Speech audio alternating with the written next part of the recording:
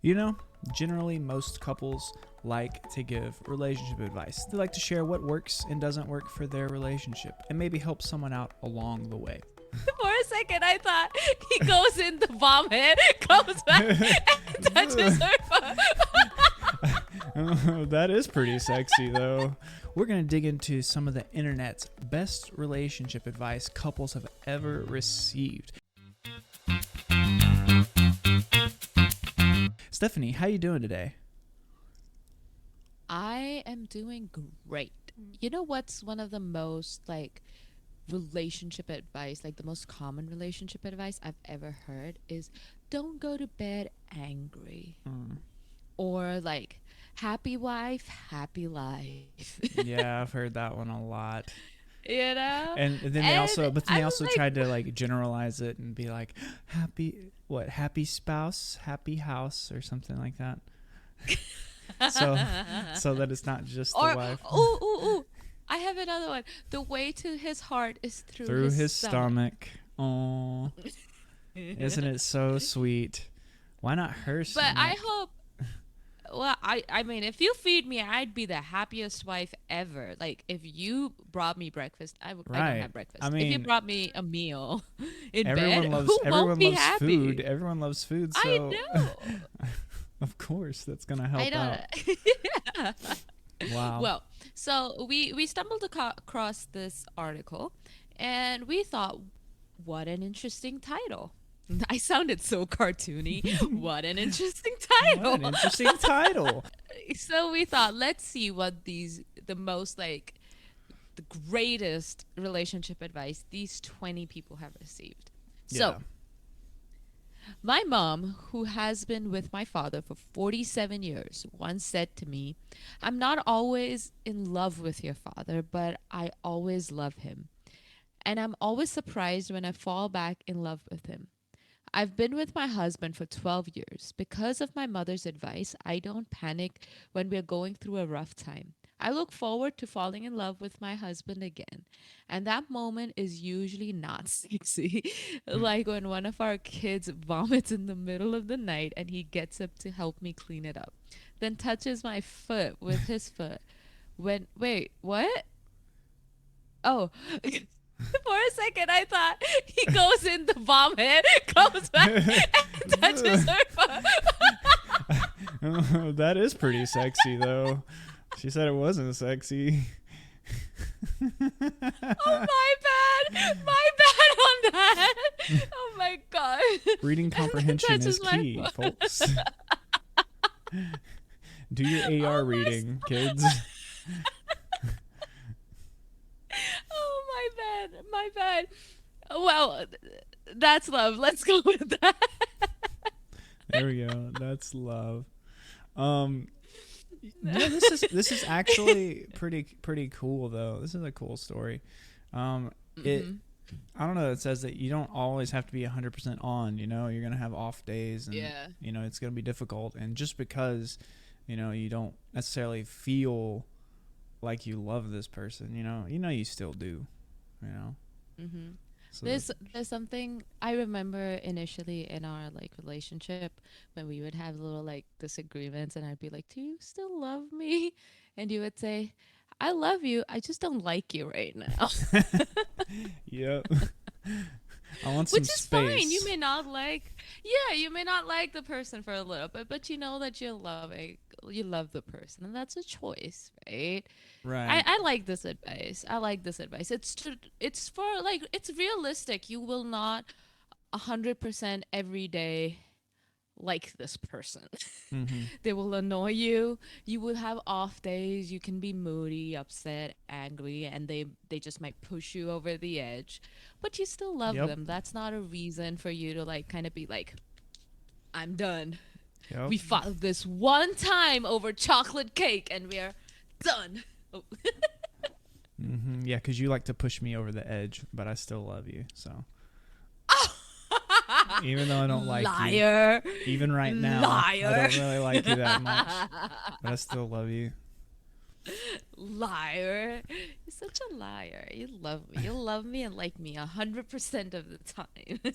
So this is cool because she's going off the advice of her parents who have been married for 47 years, and then she and her husband have been together for 12. So I mean they're doing all right too, you know. So it seems to be working out okay for them. Mm-hmm. So maybe that's something we should consider. Yeah. All right. So here we have a second one. That I cannot choose to prioritize the desires, whims, or life choices of a significant other at the expense of losing my sense of self. If I become the best version of who my partner wants me to be, or who I think he wants me to be, I'm camouflaging all those wonderful parts of me that exist with or without that person. So basically be yourself, right? Don't try to just be something for someone. Yeah, I do agree with that. But you know, everyone has their little flaws and icks and stuff like that. Like, you cannot just be like, I'm 100% perfect the way I am. I'm a jealous person, but that's just who I am. Why should I change because I'm in a relationship? You know, like, the good parts of yourself don't change. Mm-hmm. Like, you know, if you're an independent person, you don't need to be like all this, like, I cannot do anything without him, blah, blah, blah, blah, blah. But if you're like, what if it's like a negative trait? Like, they're always jealous or they're like always bickering about things. You can't be like, that's just who I am. That's the person that's just who I am. You know, I think that there's always, if you're in a good, healthy relationship, there's always growth. There's always personal growth. You will change, but you can't just be like, I changed for him. Like, no. Well, it says it's not about like becoming the best version of who your partner wants you to be. It's about becoming the best version of you. You know, like who you are, and just improving that. And if you do that, it's gonna benefit your partner as well.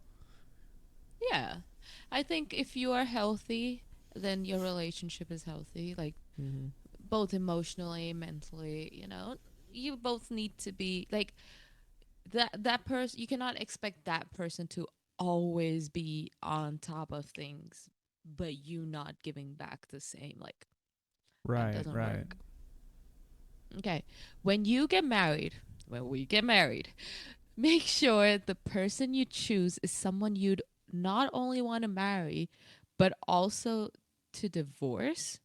For me, it highlights the importance of choosing someone who is gentle, caring, and good-hearted, not only in good times but also in bad times. Did I read this wrong? Let me read it again. No. I think I when I you know get married, what she's talking about. What? Or they're talking about. I don't. I'm just saying it sounds like a woman wrote this. I'm realizing I said that.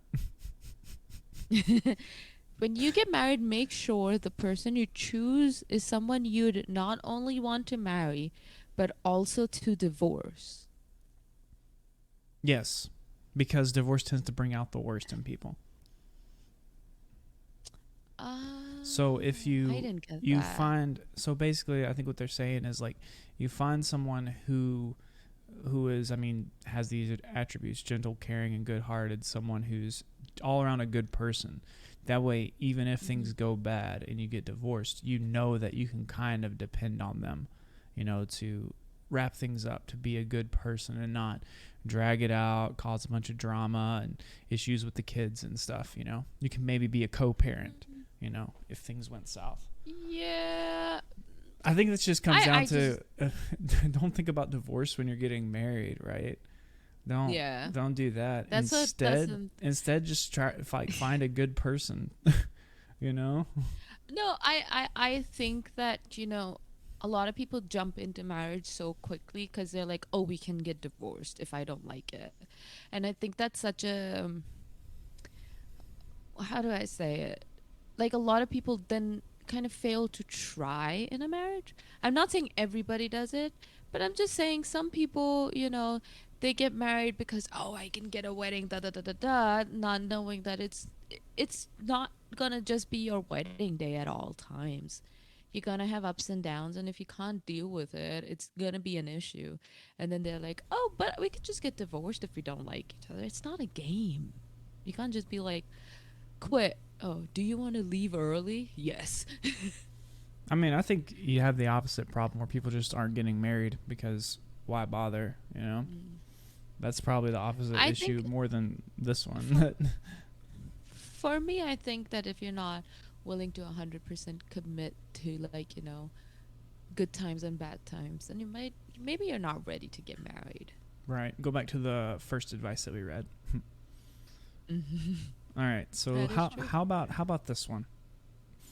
A good friend once told me that you have to fit your own oxygen mask first. I was in a really bad place with depression and anxiety and trying to make a relationship work that was never going to work, fixing all of his issues and neglecting my own. It was the most intense wake-up call piece of advice I've ever received, and I now repeat it like a parrot to anyone asking for advice. You can't help anyone else until your own oxygen mask is firmly fitted. Right?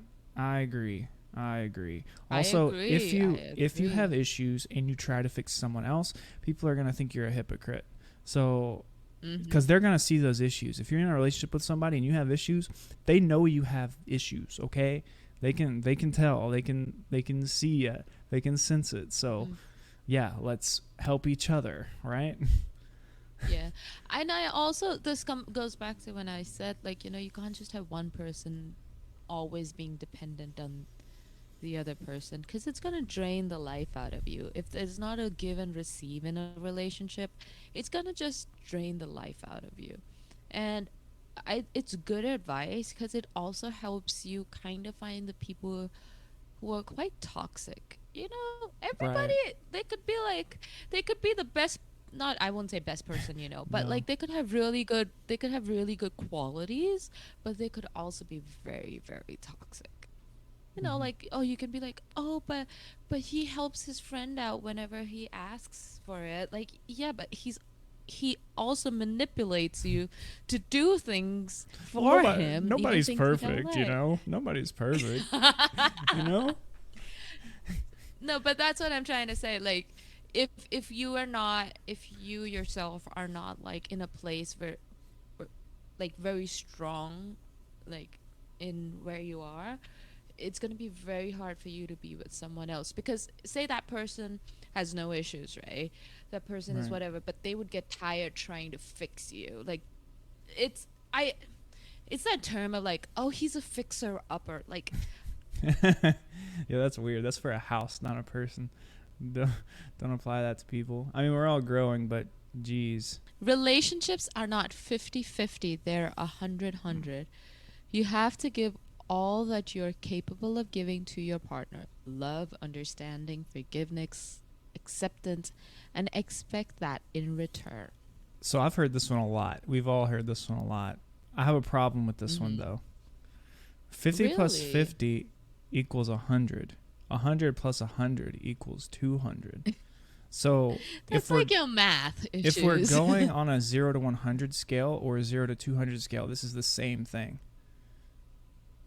Because one is based on a 200-point scale and one is based on a 100-point scale. So they're really the same thing. Because you can't have more than 100% in this, right? I'm guessing what they mean is you have to give your 100%, and you have to expect them to give their 100% to make you both giving 100%. I don't think it means. Why? Well, I just mean. Why stop there? I don't know why. Why shouldn't I give 200% or 300%? Because you can't. Isn't it? 100% is 100%. Apparently, I can. That's the thing. No. Think about this. Say there's an empty cup in the middle.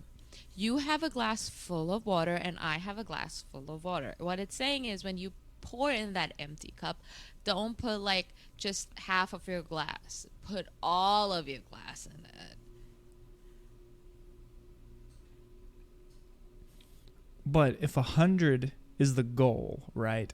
100 is what we're shooting for. That's the maximum. Goal. That's the maximum. 100 is the maximum. Then we each equally give to max that out to give all that we have. We equally give, I don't right? think.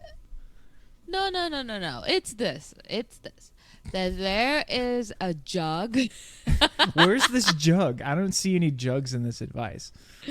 There is a jug. Okay, so we moved from cups empty. to jugs. All right, there's an empty jug. What are we doing with it? There's an empty jug. That's our relationship. You have a glass full of water, and I have a glass full of water. The jug should be filled with both of our full amounts of water. But then it's still probably There's a like liter. half full. There is a liter bottle. Uh-huh. Okay. And we both have half-liter cups. And we both have half-liter cups. But see, if I put my half-liter and you put your half-liter, it makes 1 liter. But see, that's the problem. That's what I'm saying. We're both giving half of a liter to achieve one whole liter. So 50% of a liter goes into one whole liter.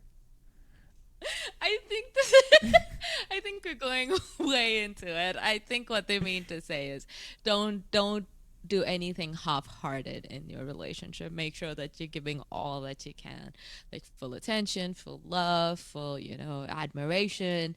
Don't be like, I love you, but still have a side eye on someone else. Like, don't do that. I'm guessing that what it meant. Oh. Apart from all our water analogies.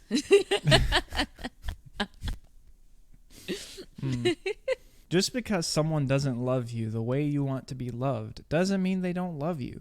That really opened me up to thinking about new ways of appreciating people and made me less angry.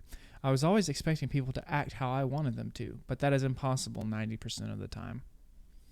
Right? People show love in different ways. I mean, we all know about the love languages. If you don't know about it, Google it, look it up. You should know about it by now. Trust me. Look up the love languages. It's even if you haven't ever taken the test and like the 5 love languages, you will know where you fit in. Like, when do you feel the most appreciated, not only by a partner, a romantic partner, but by anyone, like friends and family and stuff.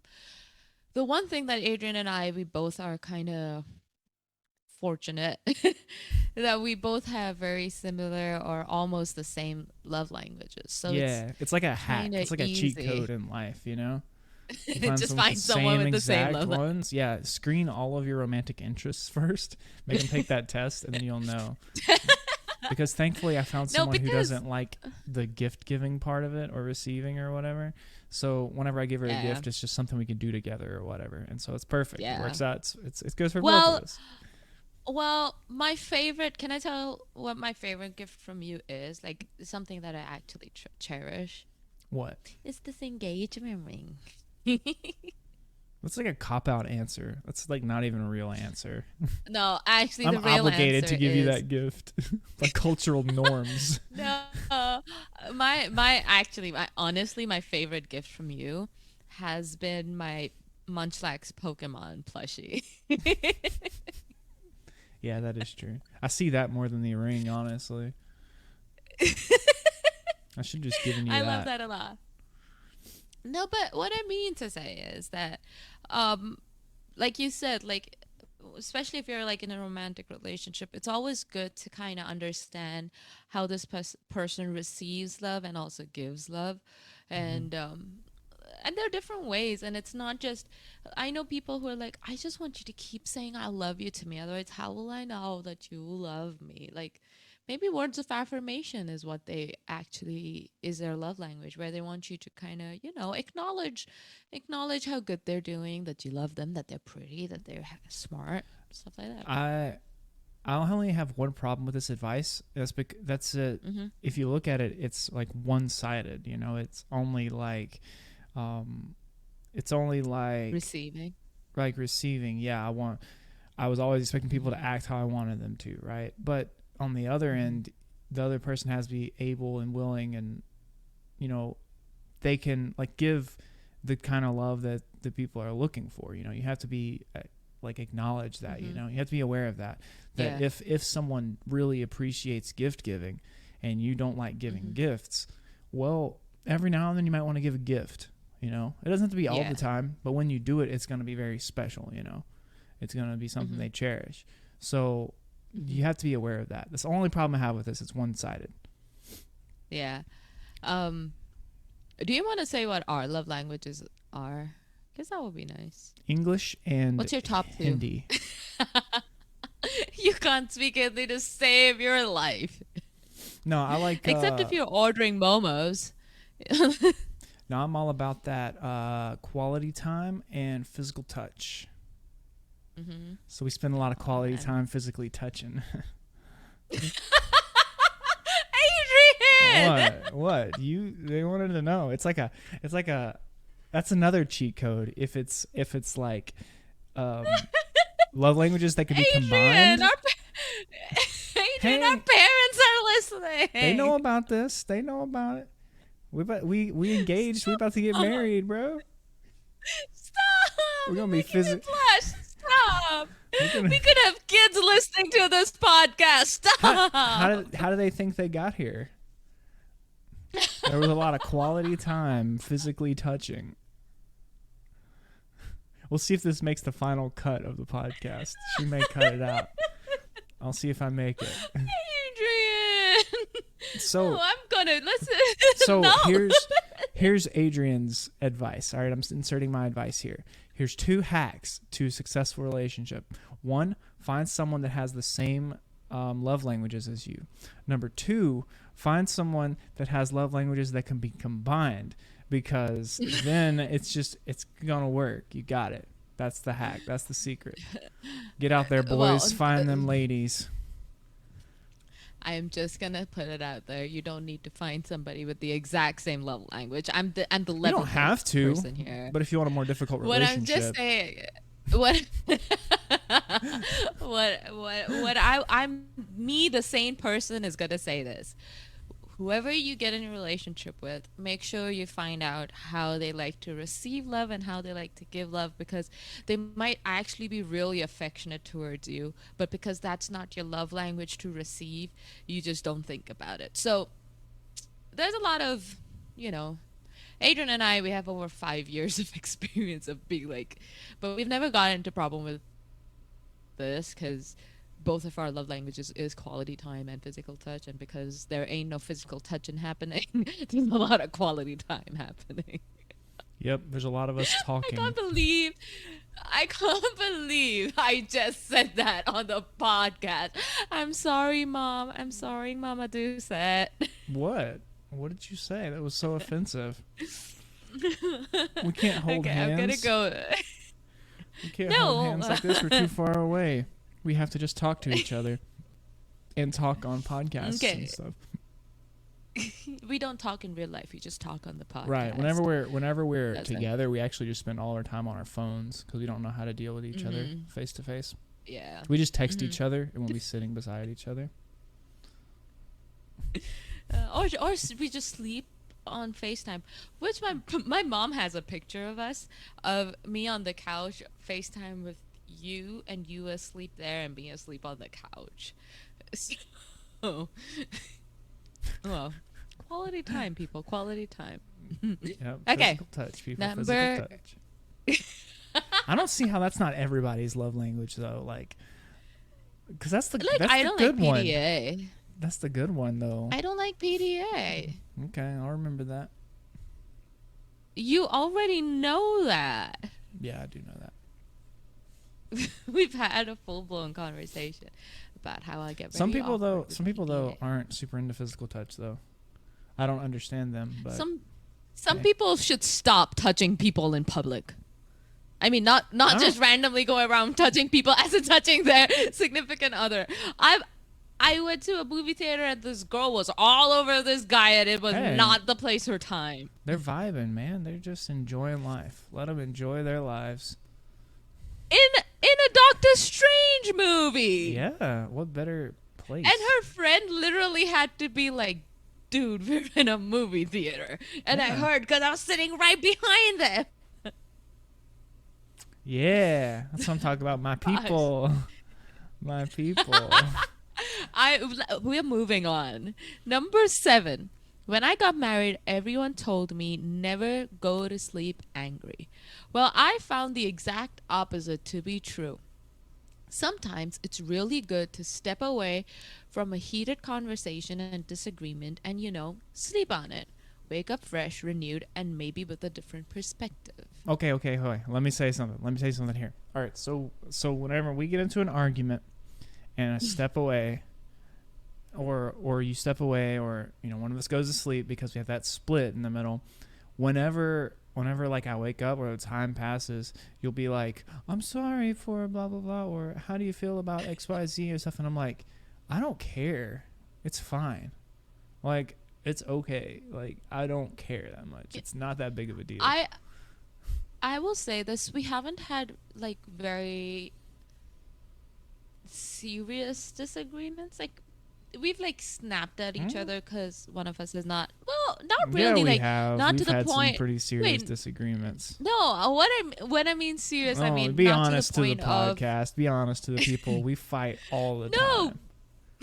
Like if we were together, we probably would be like Chris Brown and Rihanna. Don't say that. Stop. Please stop. Before somebody calls the police on you, please stop. I'm going to get shut down. Please stop. You are. Well, what I mean is it's never come to a point where we're like, oh, we're breaking up. Like, we've never reached that point. No, that's not on the table, man. But what I mean to say is that a lot of times, because like one of us is like in a snappy mood, things are not going our way, so it's just like snap. Spoiler alert, it's her. It's her. Don't you dare. Unless it's in the morning. If it's in the morning for me, then yeah, it's definitely me. But any other time, it's her. Don't you dare. But what I mean to say is that, it's always good to sometimes just step away, especially with our time difference. One of us is going to fall asleep angry. And also say if we're together and we have a fight like at 11 o'clock at night, I'm not going to stay up for 2 hours trying to figure this out. I'm going to sleep. So I think that when you wake up in the morning or from your nap and this thing is still bothering you, it's something to address. That's my advice. Like, if you go to sleep angry and you wake up and that thing is still nagging at you, it's something you guys need to talk about. But most of the time it could be like really trivial, like you left the towels on the floor, which Adrian sometimes does. I've literally got a pile of like 4 on the floor right now in the bathroom. Catching the water when I step out of the shower. There's a reason for it. It's not just senseless disorder. I mean, it won't bother me. I know people get mad if somebody drinks like milk out of the carton or water straight from the fridge, like put their mouth around the bottle. I don't mind that. This is coming from the person who has something to say no matter how I fold any clothing. So, but that's just me. I told you. No. We've had this agreement that you can fold your clothes however you want, but please don't fold mine the way you fold yours. Yeah, I'm not folding yours. Okay.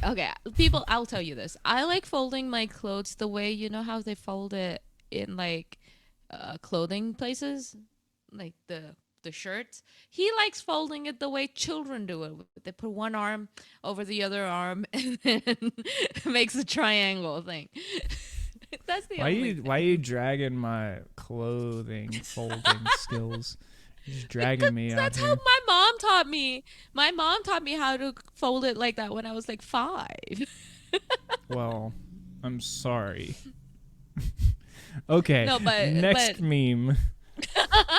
No. But I want to say this. Like, I really don't have an issue with it. But like, if there was an issue, it'd be like, hey, you do your clothes, leave my clothes alone. So I just want to throw that out. Okay, go. We'll see how this goes. We'll see how it goes in the future. We'll check back in again. We'll have a laundry podcast on like probably season like 4 or 5 or something, and we'll talk about it. We'll dig in. Hopefully before that. Right. Hopefully get married by next season. Yeah, but it may take a little while to get the laundry stuff worked out. But all right, here we go. We have time for one more sage piece of advice. So, Okay. when there's conflict, turn inward to the relationship rather than outward to others. Not sure where I heard this, but it's affected my relationship so positively. When something comes up, rather than talking about my partner to my friends, I try to talk directly with him to hash it out. It increases intimacy and prevents your friends from permanently thinking poorly of your partner over what was likely a temporary problem. Yes, yes, yes, yes, yes. Double yes. I would say agree. this is the biggest piece of advice since the very first one. Don't be dragging your partner over y'all's issues to other people, Sort it out. Sort it out with them. I've heard this. So my mom and dad do a lot of like couple counseling, and they did like couple counseling seminars and stuff to talk, about this. And so that's one thing that they said, like, don't, especially like if you have kids, don't go around saying your father did that, you're da da da da da da da da, like, because your kids are going to grow up thinking that of their dad or their mom, or your parents are going to think about your spouse like that. I think you guys, if you have a conflict, it should stay between the two of you, unless it's like something really bad that you do need outside support, like an intervention for your spouse or something. But otherwise, it should stay between the two of you. Right. Don't air your dirty laundry with just random people. It's one thing to do that, and then it's another to like seek counsel or to go get advice from someone, right? That's totally fine. But if you're just like dogging them out there about y'all's issues, not cool. That's gonna cause a lot of problems. Also, it's like what was I gonna say? It's like sometimes when you go to your friends and you're like, oh, my partner did da da da da da this and that, and they are actually not like good for advice, they'd be like, yeah, you should leave him, yeah, you should da da da.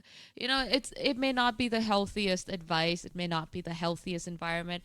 It might actually make you think like, oh, that guy actually isn't good, I'm gonna leave him, or I'm gonna leave her. But right, you're like going to your friend who's like been divorced 6 times and and like killed his ex-wife or something, and you're like, hey, what do I do with my marriage?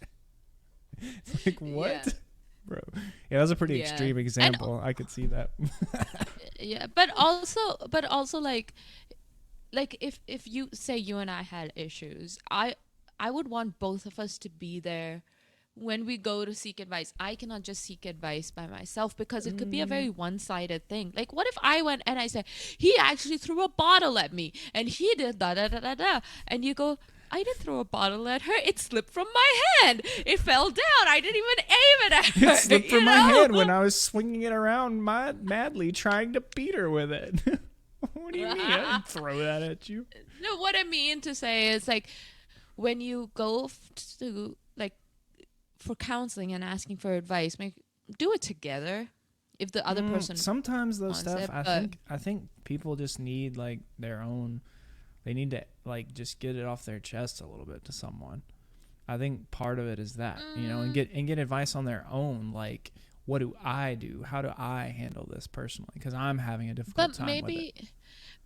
But then you have to choose the right people to do it with. Right. Don't just go willy-nilly to your friends dogging your partner.